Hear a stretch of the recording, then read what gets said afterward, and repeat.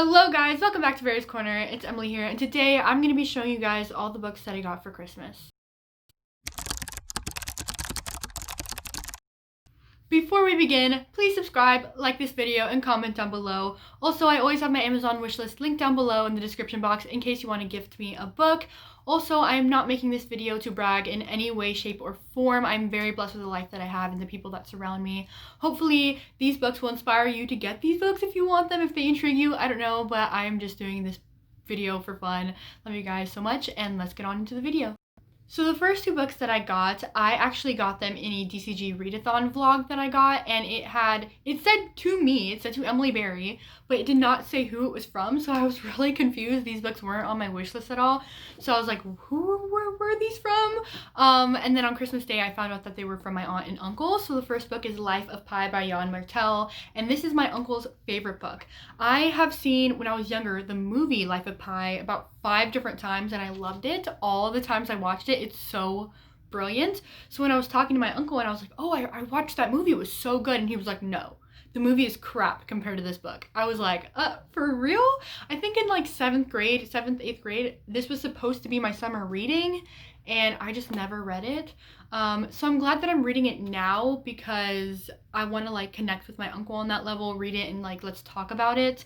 All I really know about this book is that there was a cargo ship and it sunk, and there was one solitary lifeboat that remained, and it had an Indian man on it who was really, really smart, and then a tiger as well, and he has to survive in the ocean all by himself with this tiger. And the movie was so good. Well, like what I remember from the movie, it was really good. So I'm really, really excited to read this.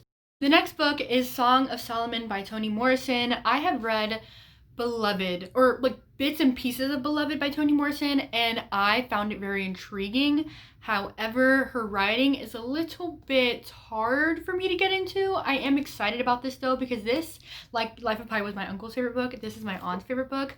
All I know about this book is that it's a coming of age story of an African American woman, I think just like Beloved was. I've heard such great things about this book, and I actually can't wait to read it. I think I just need to be in the right headspace because it does take me a little bit longer to get into this book than, you know, other nonfiction novels.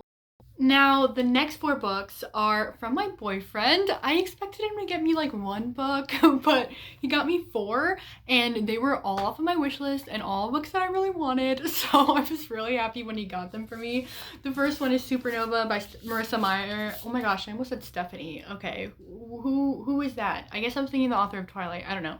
I have the first 2 books in this series, which is Renegades and Arch Enemies, and I haven't even read it yet. I really want to. I started reading Renegades, and I was liking it. I was tabbing it, but life got in the way and I stopped reading, and I was really enjoying it, but I've just been too intimidated to pick it up. I feel like fantasies, especially big, large fantasies, intimidate me, so I'm gonna try to pick it up. It's definitely a series that I'm going to be reading in 2021. I wish I could tell you what this book is about. I believe Renegades are like these superheroes in the book, and the main character, her parents died, and she was like, oh, the Renegades were supposed to be there, and so now she's a rebel against them, and she has to infiltrate them, and she finds love along the way. Either the Renegades are the superheroes or Renegades are the rebels, but Renegades are one of the groups in that book. I don't know, but I've heard it's amazing. So now I have the final book, and I'm very, very happy that I have it. The second book he got me, I'm so excited for. It is Punching the Air by Ibi Zoboi and Yusuf Salam. I have read Pride by Ibi Zoboi, and I actually really, really liked it. I loved the diversity in it because it had Afro-Latinx characters in it. Overall, I felt the book was okay, but I've heard nothing but amazing things about this book. I heard that since it's 2 people writing this book, that you cannot tell who is writing what, and that it's absolutely amazing and hard-hitting, and I cannot wait. It is told in verse, and I've been reading a lot of books told in verse recently. I just read Long Way Down by Jason Reynolds and absolutely adored it. This is about a guy named Amal Shahid, and he is an artist. And so at just 16 years old, he is convicted of a crime he did not commit. And so he goes to jail, and he is enraged. He's mad just because he's an African American male and a white man did the crime. He was convicted of it. So he turns to his art, which is his writing, and to try to change the whole situation. I have heard such great things about that Oh my gosh, why can't I not talk today? I heard such great things about this book and I cannot wait. I think this is a book that I'm going to be reading very, very soon, like before this year ends. So yeah, I'm very excited. I hope that explanation made sense. Anyways, the second and last book that he got me was The Invisible Life of Addie LaRue. Okay, funny story with this. I had this on my Amazon wishlist and it's just really expensive. So I've been wanting this for a while now, but I just never got it for myself because it was so expensive of a book. And so I went on it and I realized just how expensive it was on my wish list. So I was like, oh, okay, Emily, like, let's just press it, see if there's any other book that it could be like, you know, any other, you know how you can press paperback and hardback to see like which one's cheaper? That's what I was trying to do. And it was like, hey, don't buy it. Somebody may have already bought this for you. So I kind of like spoiled myself. But anyways, I've been wanting this book for a long time. I've heard nothing but great things about this book. I heard that it was slow in the beginning, but after you get through the beginning, you absolutely fall in love. This is about a girl named Addie LaRue, and she made a deal with the devil to live forever. However, the catch was that whoever is in front of her, whenever they leave her sight, they forget about her. So she lives a very, very lonely life until she finds a boy that remembers her. So I am absolutely intrigued by this book. I cannot wait to read it. The only thing is, look how small this font. Why did she make the font that small? Like, what? I don't know. But I'm very, very excited about this book. Again, I've heard nothing but good things about it, and I am hoping to read it beginning of next year. The last book my boyfriend got me is The Vanishing Half by Britt Bennett, and I have another fun story about this book. So me and my uncle and my aunt, I just want to be a good niece and have like a cool relationship with them. So I was like, hey, let's buddy read a book. My aunt reads, my uncle sort of reads. So I was like, hey, let's either read The Vanishing Half by Britt Bennett or Such a Fun Age by Kylie Reid. And my aunt started raving about The Vanishing Half by Britt Bennett. She was like, I just finished that book. It's so amazing, so awesome. I gave it 5 out of 5 stars. So now, like, I've been wanting it for such a long time. It's been on my radar, and I've been so excited to read it. But then when she said it was amazing, I trust her judgment. This follows 2 girls, 2 sisters. One is a dark African American and one is a light African American, and they go their separate ways and they live their life, and we see how their life was impacted with their different like racial identity, I guess. I think it also follows another girl named Jade, Juno, Jane, I don't remember. I think it starts with a J, and she's transgender, and we see her life a little bit too.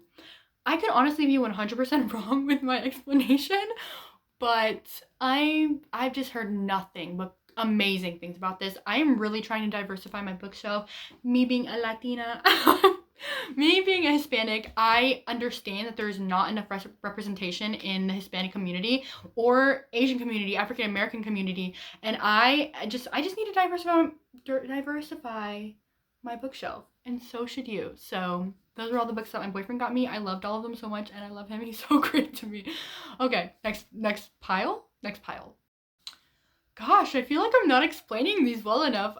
Okay, so the next 3 books are from my mom. I feel like she's just realizing now that I like books instead of clothing, and I appreciate everything, but I just appreciate her now trying to get me books. So the first book that she got me is Alice's Adventures in Wonderland and Through the Looking Glass. I told her to get me the special edition, and I didn't realize it had the second book as well, so I'm very excited about that because I think that could count as 2 books on Goodreads, I think.